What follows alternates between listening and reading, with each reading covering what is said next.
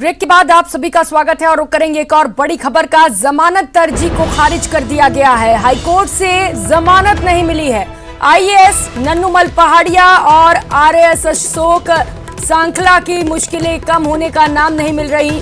दोनों को हाईकोर्ट ने जमानत नहीं दिया है। हाईकोर्ट ने दोनों आरोपियों की जमानत याचिका को खारिज कर दिया है। अलवर में हाईवे निर्माण कंपनी से रिश्वत लेने से ये मामला जुड़ा है। जस्टिस नरेंद्र सिंह डड्डा की अदालत ने जमानत याचिका को खारिज कर दी है। अनुसंधान लंबित होने के चलते याचिका को खारिज कर दिया गया है। 30 अप्रैल को एसीबी कोर्ट अलवर में भी खारिज किया गया है जमानत को। ये बड़ी खबर आपको बता रहे हैं।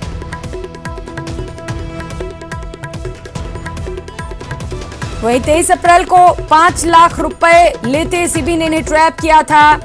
ये जानकारी आपको दे दे। 23 अप्रैल को आईएएस और आरएएस दोनों को एसीबी ने कार्रवाई करते हुए ट्रैप किया था। 5 लाख की रिश्वत लेते आरोपियों को गिरफ्तार किया गया था। आईएएस नन्नूमल पहाड़िया, आरएएस अशोक कुमार सांखला को गिरफ्तार किया गया था। गिरफ्तारी के बाद याचिका खारिज की गई थी और बड़ी खबर इस वक्त सामने आ रही है।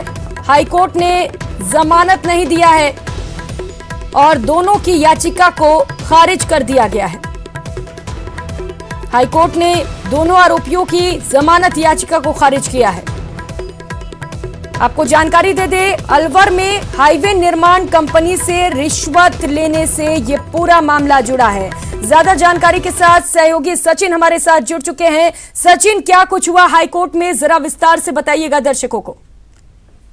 बिल्कुल, देखिए, नन्नूमल पहाड़िया जो कि निलंबित कलेक्टर हैं अलवर के, अपने ट्रांसफर होने के बाद नए कलेक्टर ने जब तक ज्वाइन नहीं किया तो उससे पहले वो रिश्वत की राशि ले रहे थे। टोटल राशि बताई जाती है कि तकरीबन 18 से 20 लाख रुपए की आसपास की राशि थी। उसमें से 8 लाख रुपए ये लोग पहले ले चुके थे और बाकी की जो रकम है, उसकी जो किस्त है, वो ये लोग लेना चाह रहे थे। क्योंकि हाईवे निर्माण लगातार, देखिए, दौसा हो, अलवर हो या फिर राजस्थान का कोई और जिला हो जहां से नेशनल हाईवे निकल रहे हैं, उसके निर्माण को लेकर अड़चने लगातार ब्यूरोक्रेसी लगाती आई है और उसको लेकर रिश्वत प्रकरण हमेशा से रहे हैं। चाहे वो दौसा के तत्कालीन एसपी का मामला हो, वो भी रिश्वत प्रकरण में पकड़े गए थे। एसडीएम पिंकी वर्मा हो, वो भी रिश्वत प्रकरण में उनको गिरफ्तार एसीबी ने किया था। और अलवर में भी इसी तरह का मामला नन्नूमल पहाड़िया को गिरफ्तार किया गया था। पिछली बार इनकी केस डायरी कोर्ट ने तलब की थी। आज केस डायरी जब कोर्ट के सामने आई तो सरकारी अधिवक्ता विभूति भूषण शर्मा ने कोर्ट को बताया कि अभी तक मामले में जो अनुसंधान वो पूरा नहीं हुआ है। ऐसे में अगर इनको जमानत दी जाती है तो ये अनुसंधान को प्रभावित कर सकते हैं, क्योंकि प्रभावी व्यक्ति हैं, कलेक्टर हैं, आरएस ऑफिसर हैं, तो ये पूरी तरह से जांच को प्रभावित करने में सक्षम है। ऐसे में जब तक जांच पूरी ना हो जाए, जमानत का लाभ नहीं दिया जाए। कोर्ट ने इस दलील को स्वीकार किया और दोनों की जमानत याचिका को आज खारिज फरमा दिया है। जी सचिन, लेकिन बिल्कुल जिस तरीके से हाईकोर्ट ने जमानत याचिका को खारिज कर दिया है, ये साफ तौर पर अब लगता है कि आईएएस नन्नूमल पहाड़िया और आरएएस अशोक सांखला की मुश्किलें कम नहीं होंगी। बिल्कुल, देखिए, मुश्किलें कम इसलिए भी नहीं होगी क्योंकि आज हाईकोर्ट में लास्ट वर्किंग डे है और अब जो कोर्ट है, रूटीन कोर्ट है, वो 27 जो जून है उस दिन से अब खुलेंगी कोर्टें, अदालतें। उससे पहले केवल अर्जेंट केसेस की सुनवाई होगी और अब ये जो केस है अर्जेंट नहीं रह गया है, क्योंकि बेल एप्लीकेशन दूसरी बार, हम कह सकते हैं कि दूसरी बार लगी थी, जिसमें खारिज कर दिया गया है। तो अब जुलाई में ही रेगुलर बेंच जब बनेगी तभी जहां तक संभव है कि मूव की जाएगी जमानत याचिका। उससे पहले जी ठीक है सचिन, बिल्कुल। और जिस तरीके से जमानत याचिका को खारिज किया गया है, बिल्कुल अब दोनों की मुश्किलें बढ़ चुकी हैं। बहुत शुक्रिया आपका तमाम जानकारियों के लिए। और पत्रकार अमन चोपड़ा आज फिर डूंगरपुर पहुंचेंगे। वे सुबह करीब 11 बजे डूंगरपुर के बीछीवाड़ा थाने पहुंचेंगे, जहां वे जांच में सहयोग करेंगे। अमन चोपड़ा की गिरफ्तारी पर हाईकोर्ट ने रोक लगाकर रखी है। अमन चोपड़ा 16 मई को भी डूंगरपुर के बीछीवाड़ा थाने आए थे और जांच में सहयोग किया था। तो वहीं बताया जा रहा है कि आज एक बार फिर से अमन चोपड़ा पहुंचेंगे और जांच में सहयोग करेंगे। और रुक लेते हैं एक और बड़ी खबर का। बीमा कर्मचारियों का आंदोलन देखने को मिलेगा। बीमा कर्मचारियों ने हल्ला बोल दिया है। बीमा भवन के बहुमंजिले निर्माण का विरोध जारी है। आज विशाल रैली का आयोजन किया जाएगा। 52 दिनों से लगातार बीमा कर्मी आंदोलन पर हैं। आज मुख्यमंत्री आवास की ओर कूच किया जाएगा। दूसरे कर्मचारी संगठन भी बीमा कर्मचारियों के समर्थन में साथ खड़े होंगे। बीमा भवन बचाओ संघर्ष समिति ये आंदोलन कर रही है। तो बड़ी खबर आपको बता रहे हैं, 52 दिनों से लगातार बीमा कर्मियों की ओर से यह आंदोलन किया जा रहा है। बीमा भवन के बहुमंजिले निर्माण का विरोध किया जा रहा है। आज इसको लेकर विशाल रैली का भी आयोजन किया जाएगा। मुख्यमंत्री आवास की ओर ये तमाम बीमा कर्मी कूच करेंगे और अपनी मांगों को मुख्यमंत्री अशोक गहलोत के सामने रखेंगे। इसके साथ ही आपको जानकारी दे दे, दूसरे कर्मचारी संगठन भी बीमा कर्मियों के समर्थन में उतरेंगे। बीमा भवन बचाओ संघर्ष समिति फिलहाल इस आंदोलन का नेतृत्व कर रही है।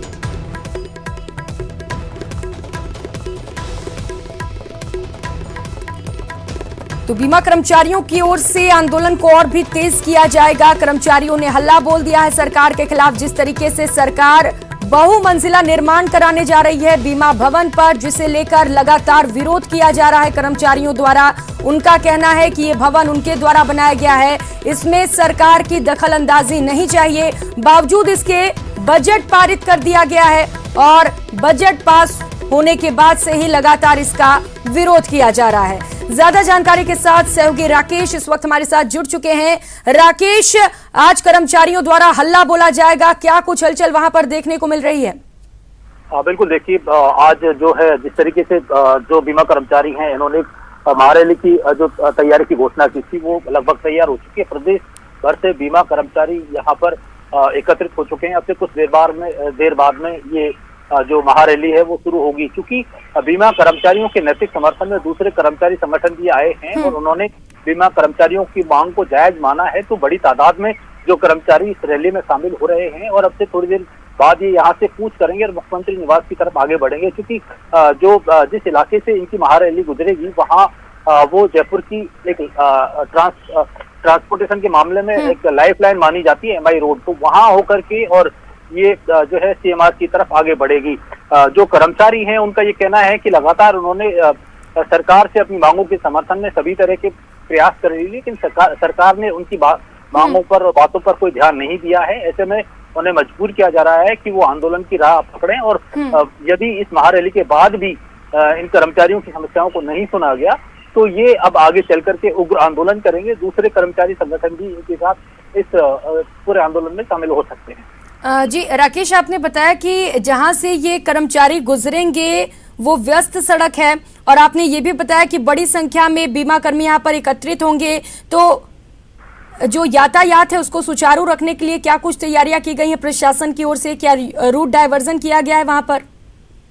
बिल्कुल, जैसे इन्होंने पहले प्रशासन को इसकी जानकारी दे दी थी और वहां पर तो है इनको अनुमति भी संभवतः मिल चुकी है और जब ये यहाँ से निकलेंगे तो वन साइडेड रूट निश्चित तौर पर प्रभावित होगा। ये जो ट्रैफिक का सबसे पीक टाइम होता है, क्योंकि ऑफिस आने जाने के साथ साथ कारोबारी जो लोग होते हैं, व्यापारी लोग होते हैं, वो सुबह सुबह ही गर्मियों में ठंड से कामकाज पर निकलते हैं। तो निश्चित तौर पर वन वे ट्रैफिक जो है रहेगा या ट्रैफिक को डाइवर्ट करके दूसरी जगह। ठीक है जयेश, तो आज प्रदर्शनकारियों द्वारा मुख्यमंत्री आवास पर कूच किया जाएगा, लगातार नजर बनाए रखेंगे। बहुत शुक्रिया आपका तमाम जानकारियों के लिए।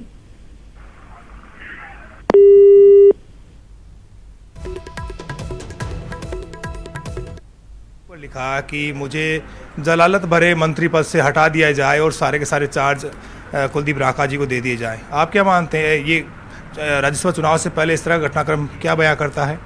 नहीं, चुनाव से पहले का नहीं है, ये पिछले 3 वर्षों में लगातार घटित होने वाली घटनाएं हैं, जिसमें 42 दिन सरकार बाड़ेबंदी में रही।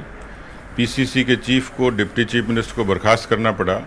कभी हेमाराम जी धरने पर बैठते हैं, कभी भरत सिंह जी चिट्ठी लिखते हैं, कभी रामनारायण मीणा जी सदन में कोई बात कहते हैं, कभी विधुड़ी कुछ कहते हैं। तो कुल मिलाकर इस पूरे कुंडबे के अंदर जो अंतरकलह अंतर्विरोध है वो अभी धुएं के रूप में है और इसमें ये साफ संकेत मिल रहे हैं कि बड़ी कहीं आग है जो किसी न किसी दिन कांग्रेस पार्टी को राजस्थान से मुक्त कर देगी। आज ऐसी परिस्थिति है कि एक मंत्री को ये कहना पड़ा कि मुझे इस जलालत वाले पद से और मुक्ति दिलाएं। तो इतनी बड़ी बात कही है तो मुझे लगता है कि ये सामान्य बात नहीं है, पर दुर्भाग्य है राजस्थान की जनता के कि उनको एक ऐसी सरकार मिली है जो पिछले 3 वर्षों में अंतरकलह, अंतर्विरोध या आपसी झगड़े के अलावा न गवर्नेंस है, न कानून व्यवस्था है, न किसी तरीके का विकास है। कुल मिलाकर राजस्थान की जनता को उसी तरीके से ठगा गया जैसे किसानों और बेरोजगारों को ठगा गया। धीरज गुर्जर का बयान आया, संयम लोढ़ा बड़े अफसरों के खिलाफ विशेषाधिकार हनन का प्रस्ताव ले आए और उसके बाद में चांदना ने धैर्य खो दिया। क्या लगता है ये घटनाक्रम क्या बयां करता है? क्या सरकार की मुश्किलों में और इजाफा होने वाला है? देखिए, अशोक गहलोत ये दूसरी ऐसी सरकार है इनकी तीसरे कार्यकाल के बाद में कि जब ये अल्पमत की सरकार का नेतृत्व कर रहे हैं और ऐसा लगता है कि पार्टी के भीतर भी वो भरोसा खो चुके हैं। तीसरी बात यह है कि उनको अपनी पार्टी के नेताओं और कार्यकर्ताओं पे भरोसा कम है, ब्यूरोक्रेसी पे भी ज़्यादा है। राजस्थान में ब्यूरोक्रेसी किस तरीके से काम करती सबने देखा है। वो ऐसा लगता है कई ब्यूरोक्रेट तो पार्टी का पक्ष बन के काम कर रहे हैं।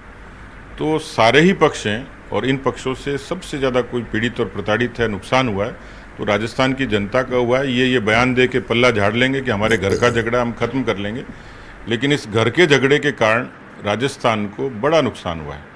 राज्यसभा के चुनाव में क्या इसका कोई असर पड़ता हुआ आप देख रहे हैं? कुनबे में जो कलह मची है, इसका क्या बीजेपी कहीं फ़ायदा उठाने की कोशिश करेगी?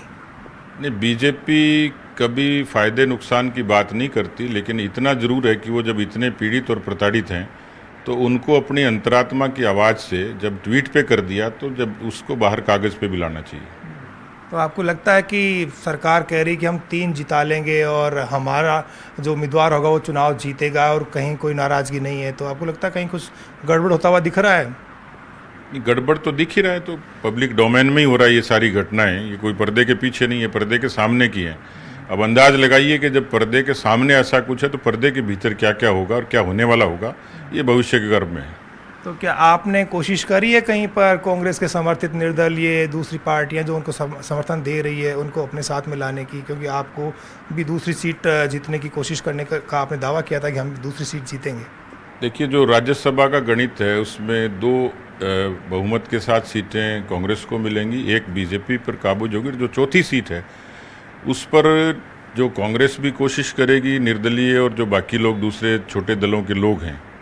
एक सामान्य सी बात है कि हमारी कोशिश है कि जैसे हमने पिछली बार भी उम्मीदवार खड़ा किया था, हालांकि उसके बारे में अंतिम निर्णय करना है, लेकिन यदि हमारा चौथा उम्मीदवार हमारा खड़ा होगा तो हम आग्रह करेंगे सब लोगों को सामान्य तरीके से कि वो ऐसी सरकार के खिलाफ जिसने पिछले 42 महीनों में राजस्थान के साथ अन्याय किया हो, कम से कम उन्होंने सरकार को समर्थन दिया हो, लेकिन उस समर्थन की भरपाई और कीमत इस तरीके से तो नहीं चुकाएं कि राजस्थान की जनता त्राही त्राही करे।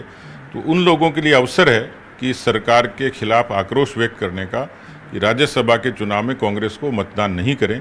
ऐसी अपील हम कर सकते हैं। आरएलपी, बीटीपी, सीपीआई कह रहे कि हमसे किसी भी पार्टी ने अभी तक समर्थन नहीं मांगा है, कोई बात भी नहीं करी है। सीपीआई ने तो चुनाव से अलग रहने का फैसला कर लिया है। आरएलपी कह रहे कि ना हम कांग्रेस के साथ जा रहे हैं ना बीजेपी के साथ जा रहे हैं। तो ऐसी सूरत में आप अपनी संभावनाएं कैसे मजबूत करेंगे? ये सारी चीज़ें नामांकन के बाद ही होती हैं कि पहले एथिकली ये तय हो जाए कि हमें दूसरी सीट लड़नी है, और दूसरी सीट लड़नी है तो उम्मीदवार कौन होगा, और उम्मीदवार के बाद आगे वोट मांगने की बात आती है। तो जो जिम्मेवार लोग हैं उनको कहा है इस काम के लिए कि अलग अलग तरीके से वो संपर्क करेंगे, अपील जरूर करेंगे। वोट देना नहीं देना, कब देंगे कैसे देंगे, उनकी मर्जी है। बीजेपी अपना उम्मीदवार कब अनाउंस कर रही है? कब आ रहा है आपका उम्मीदवार? कहाँ से आएगा, दिल्ली से या फिर आप लोगों के बीच में से भी कोई चेहरा होगा? नहीं, भारत से ही आएगा। और अभी पार्लियामेंट्री बोर्ड का जब बैठक होती है तब इन चीज़ों की चर्चा होती है, अभी हुई नहीं है क्योंकि देश के अनेक हिस्सों में 50 से भी ज़्यादा सीटों पर चुनाव हैं। तो राजस्थान की सीटों के बारे में भी उसी समय जब संसदीय बोर्ड तय करेगा उसमें कोई चर्चा होगी, उसमें हमसे जो कुछ फीडबैक चाहिएगा वो हम देंगे, उसके बाद कोई आगे अंतिम निर्णय होगा। किस तरह का चेहरा होगा और उसके लिए क्या बात अब तक हुई है? अच्छा ही होगा, नया दया होगा, बढ़िया चेहरा होगा, पार्टी का चेहरा होगा। और जैसे एक होता है कार्यकर्ता के पक्ष को हम लोग प्राथमिकता देते हैं, उसी तरीके का चेहरा होगा जो सबको पसंद आएगा। लेकिन आपको लगता है कि जो सब कुछ अभी सरकार में चल रहा है इससे आप लोगों के लिए कुछ संभावनाएं बढ़ जाएंगी? सरकार को समर्थन करने वाले जो दूसरे दल और निर्दलीय हैं उनको आप अपनी ओर खींचने की कोशिश करेंगे, तो आपको लगता है कि जो दूसरी सीट आप उम्मीदवार लड़ाएंगे उसकी जीत की संभावनाएं बढ़ेंगी इससे? नहीं, इसका भी पक्ष ये है कि हमारे 41 प्रथम वरीयता के वोट के बाद 30 हमारे पास अपने विधायक बचते हैं तो कई बार तय भी कर लेते हैं कि संभावना नहीं होती है तो भी उम्मीदवार खड़ा करते ही हैं, कम से कम हमारे अपने पक्ष के वोट हमारे दूसरे उम्मीदवार को मिलें। पर जैसे मैंने कहा कि अभी इस पर काम बाकी है। संसदीय बोर्ड की बैठक में जो संभावनाएं परिस्थितियां उन पर विचार होगा, उसके बाद वो निर्देशित करेंगे। हम भी अपनी तरफ से कोशिश करेंगे, फीडबैक देंगे, जो योग्य होगा वही फैसला होगा। मोदी सरकार के कार्यकाल के 8 वर्ष पूरे हो गए हैं, आप किस तरह से देखते हैं मोदी जी के इस कार्यकाल को? देखिए, 8 वर्षों में मोदी सरकार ने एक तरीके से देश में क्रांतिकारी युगांतरकारी बदलाव लाए हैं। मोटे तौर पर बात करूं तो श्री राम जन्मभूमि का मुद्दा जो 500 वर्षों से लंबित था, लाखों लोग जिसमें बलिदान हुए, उसका एक योग्य समाधान हुआ। देश में लोग कहते थे ये हो जाएगा वो होगा, लेकिन बहुत शांतिपूर्वक तरीके से सद्भाव से ये काम हुआ। दूसरा, अनुच्छेद 370 के बारे में जनसंघ के एजेंडे में था और तब से ही हम लोग संघर्ष करते थे, उसका समाधान होना। तीसरा, जो बुनियादी ऐसी चीज़ें थी जिससे लोगों के जीवन में बदलाव आया, वो बदलाव वाली चीज़ें थी शौचालय, जनधन के खाते, उज्ज्वला, आयुष्मान, आवास, ये सारी वो चीज़ें थी, सौभाग्य, कि जिन्होंने घर में पानी पहुंचाया, जल जीवन मिशन के जरिए, सौभाग्य के जरिए रोशनी पहुंचाई, उज्ज्वला के जरिए ईंधन पहुंचाया, आवास के जरिए छत पहुंचाई। तो जो बुनियादी विकास था देश में, हम आज़ादी का 75वां वर्ष मना रहे हैं। 55 सालों तक कांग्रेस को अवसर मिला था। ये काम न नेहरू जी ने किए, न इंदिरा जी ने किए, न राजीव जी ने किए, न मनमोहन जी ने किए। ये सारे ही काम प्रधानमंत्री मोदी जी के नेतृत्व में हुए हैं। और इससे बड़ी बात जो है कि भारत में, दुनिया में भारत को एक तरीके से राजनीतिक तौर पर दुनिया की राजनीति में कमज़ोर माना जाता था। आज भारत दुनिया का अग्रणी देश है जो लीड करता है दुनिया को, और इसमें कोई दो राय नहीं कि मोदी जी के आने के बाद भारत के तिरंगे की, भारत के संविधान की, भारत की राज व्यवस्था की ताकत बढ़ी है। और इस ताकत को राजस्थान में आप किस तरह से बढ़ाना चाहते हैं और आगे 2023 तक आपको लगता है कि सब कुछ भाजपा में हो जाएगा? मोदी जी, क्योंकि किसी भी दल में जो नेतृत्व है वो उसकी एक बड़ी ताकत होते हैं, और मोदी जी एक ऐसे नेता हैं जिन्होंने भारत को ताकत दी, भारतीय जनता पार्टी को भी अपने नाम और काम से एक पहचान भी दी और ताकत भी दी है। राजस्थान, क्योंकि हम देश के नक्शे पर देखें तो पार्टी का एक वैचारिक प्रदेश भी है, संगठनात्मक रूप से भी मजबूत है, और हमने धरातल पर पार्टी को और ज़्यादा नीचे तक पहुंचाया है। उसमें मोदी जी के नाम का और मोदी जी के काम का एक एक्स्ट्रा एडवांटेज है। तो स्वाभाविक रूप से 2023 में मोदी जी का नाम, मोदी जी का काम, मोदी जी की साख, बीजेपी का संगठन, इन सब चीज़ों की एक मिश्रित सी ताकत होगी जो 2023 में 2/3 बहुमत के साथ बीजेपी को काबिज करवाएगी। संगठन के लिए बहुत काम किए हैं आपने, बहुत सारे काम हाथ में भी लिए हुए हैं। अभी भी पन्ना प्रमुख से लेकर शक्ति केंद्रों तक आपका बहुत सारा काम हो गया है। अब आगे क्या करना है? सेवा सप्ताह मनाने जा रहे हैं, उसमें किस तरह से आप लाभार्थियों तक पहुंचेंगे? देखिए, राजनीति और समाज के काम का कोई विराम नहीं होता है, उसके लिए अनंत आकाश है। और जब कोई एक काम करते हैं दूसरा फिर तीसरा, जो पंडित दीनदयाल जी कहते थे या डॉक्टर श्यामा प्रसाद मुखर्जी के सांस्कृतिक राष्ट्रवाद की जो एक अवधारणा थी, और डॉक्टर पंडित दीनदयाल जी जो अंत्योदय की बात करते थे, देश में आज भी ऐसी चुनौतियां हैं, परिस्थितियां हैं कि हम उससे अंतिम व्यक्ति के उत्थान का काम करें। मोदी जी वही कर रहे हैं, और मुझे लगता है कि हम लोगों को भी विराम का काम नहीं है, क्योंकि विचारों में निरंतरता और अंतिम व्यक्ति को ठीक तरीके से सहूलियत देना, ये सत्ता के जरिए और संगठन के जरिए, और यही कारण है कि कोरोना के कालखंड में हम यहाँ की सरकार से ज़्यादा बेहतर कर पाए।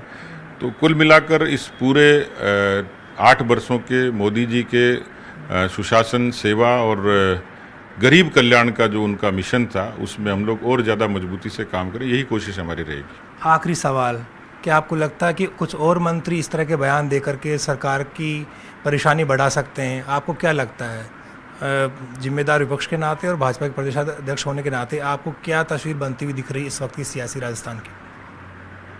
मैं भविष्य वक्ता तो नहीं हूँ, लेकिन एक सोशल साइंटिस्ट जरूर हूँ, और उस आधार पर एक अनुमान लगा सकता हूँ कि कांग्रेस का जहाज़ डूब रहा है, और डूबते हुए जहाज़ में कोई नहीं बैठना चाहता। और इसके डूबने का कारण कांग्रेस का आलाकमान, कांग्रेस का कमज़ोर नेतृत्व, कांग्रेस का दिशाहीन होना, कांग्रेस का मुद्दा विहीन होना, ये सारे ही कारक हैं और राजस्थान में जैसे मैंने कहा कि कांग्रेस अस्तित्व की लड़ाई लड़ रही है और इसलिए भविष्य में कुछ भी संभव है जो परिस्थितियां कांग्रेस में बनी है। लेकिन ये बात तय है कि अशोक गहलोत जी कांग्रेस पार्टी के, मैं बार बार कहता हूं कि वो बहादुर शाह जफर साबित होंगे। इसके बाद राजस्थान में न भूतो न भविष्यति कांग्रेस पार्टी राजस्थान में कभी सत्ता की कल्पना भी नहीं कर पाएगी। क्या आप मानते चांदना यही कह रहे हैं कि झाड़ डूबरा मत बैठे इसमें आके? संकेत तो यही है, क्योंकि कोई मंत्री जो ये कहे कि जलालत भरे मंत्री पद से, और एक फहरिस्त है लंबी, भरत सिंह कुंदनपुर बहुत वरिष्ठ नेता हैं, वो जो चिट्ठियां लिखते हैं, तो मैंने निवेदन किया मुख्यमंत्री जी से कम उनकी चिट्ठियों का डिस्पोजल तो करिए। जो भिधुड़ी जी ने कहा कि रीट की यदि सीबीआई जांच कराएंगे तो मुख्यमंत्री के कई मंत्री जेल चले जाएंगे, तो हर बात के मायने हैं, हर बात का अपना एक पक्ष है और उस लिहाज से लगता है कि कांग्रेस बारूद के ढेर पर बैठी है। कभी विस्फोट हो सकता है आपको लगता है? आज नहीं तो कल, कल नहीं तो परसों। बहुत बहुत शुक्रिया। ये थे बीजेपी के प्रदेश अध्यक्ष सतीश पूनिया, जिनका कहना है कि कांग्रेस डूबता हुआ जहाज है और आने वाले वक्त में कांग्रेस सरकार की परेशानियां और बढ़ने वाली हैं। कैमरा पर्सन भवानी के साथ बाबूलाल धायल, न्यूज़ 18 जय। और रुख कर लेते हैं बड़े अपडेट का। अमन चोपड़ा इस वक्त डूंगरपुर पहुंच चुके हैं। बड़ी खबर आपको बता रहे हैं, जांच में वे सहयोग करेंगे। हाईकोर्ट ने अमन चोपड़ा की गिरफ्तारी पर रोक लगा रखी है। 16 मई को भी वे डूंगरपुर पहुंचे थे और इस वक्त की बड़ी खबर आपको बता रहे हैं, अमन चोपड़ा इस वक्त डूंगरपुर पहुंच चुके हैं और जांच में उनके द्वारा सहयोग किया जाएगा।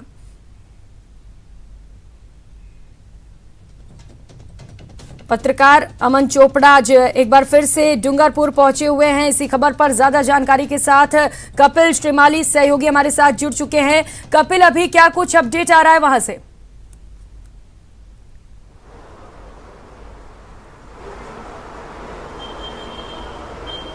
देखिए, अमन चोपड़ा लगातार कोर्ट के निर्देशों की पूरी तरह से पालना करते हुए डूंगरपुर पुलिस के सामने एक बार फिर पेश हुए हैं। 16 मई को भी अमन चोपड़ा इससे पहले डूंगरपुर पुलिस के सामने पेश हुए थे और एक लंबी पूछताछ अमन चोपड़ा से की गई थी। उसके बाद में आज फिर अमन चोपड़ा डूंगरपुर जिले के बिच्छीवाड़ा थाना पुलिस के सामने पेश हुए हैं। आप देखिए कि ये वो कक्ष जो थाना अधिकारी का कक्ष है, यहाँ पर आईओ दिलीप दान सिंह जो है वो इस समय अमन चोपड़ा से पूछताछ कर रहे हैं। पूछताछ अंदर शुरू हो चुकी है। 10:30 बजे का समय निर्धारित किया गया था और ठीक 10:23 पर अमन चोपड़ा बिच्छीवाड़े थाने पर पहुंच गए थे। उसके बाद में जो आईओ है वो यहां पर आए और पूछताछ का जो सिलसिला है वो शुरू हो चुका है। देखिए, इस बार कुछ महत्वपूर्ण बातें जरूर इस पूरे मसले में जुड़ी है। पिछली बार अमन चोपड़ा को लंच ब्रेक नहीं दिया गया था, जिसके चलते इस बार हाईकोर्ट ने पुलिस को ये हिदायत दी है कि 45 मिनट का लंच ब्रेक दिया जाए। गिरफ्तारी पर पहले से रोक लगी हुई है और देखिए, चर्चा का विषय एक बड़ा ये बना हुआ है, क्योंकि राजद्रोह के केस पर पूछताछ को लेकर, राजद्रोह के केस में किसी भी तरह की कार्रवाई को लेकर सुप्रीम कोर्ट ने वर्तमान में रोक लगा रखी है। ऐसे में सिर्फ सांप्रदायिक सौहार्द से जुड़े एक धारा में अमन चोपड़ा से पूछताछ होनी है। लेकिन 16 मई को भी तकरीबन 150 सवाल पूछे गए। ये एक बड़ी लिस्ट थी सवालों की। उसके बावजूद आज फिर पूछताछ के लिए बुलाना जरूर एक बड़े सवाल भी 150 सवाल पूछे गए, बड़ी लिस्ट थी और देखने वाली बात यह होगी कि आज कितने सवाल पूछे जाते हैं अमन चोपड़ा से। बहुत शुक्रिया आपका तमाम जानकारियों के लिए। इस बुलेटिन में फिलहाल इतना ही। मुझे दीजिए इजाजत। नमस्कार।